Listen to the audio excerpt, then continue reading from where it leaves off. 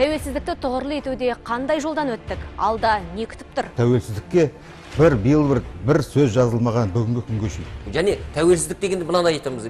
Бұл қазаққа ғана келген тәуелсіздік емес.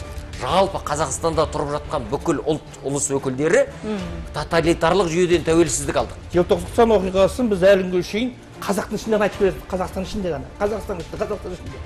Бұл желтоқсан оқиғасы жаһандық саясаттың өнімі. Сол кезде бізді соттап жатқан кезде сол маған 5 жыл берді.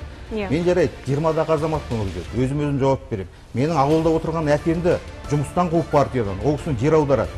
Барлығы жиналған, қордаланған мәселелердің барлығы жаңағы жастардың жарқын бір үніменен шықты. Тәуелсіздікті тұғырлы етеміз десек, сабағымызда, күнделікті еңбегімізде, үйімізде бәрінде біз үлгілі болуымыз керек. Көркем мінез қазақ деген атқа лайық болуымыз керек. Желтоқсаншылар туралы статус заң қабылдану керек. Олардың нақты бұның көтеріліс екенін нақты белгілеу керек. Біздің қоғамда осы жарты адамдар құртып отыр да, шақырып жарты адамдар, мінезсіз жарты адамдар.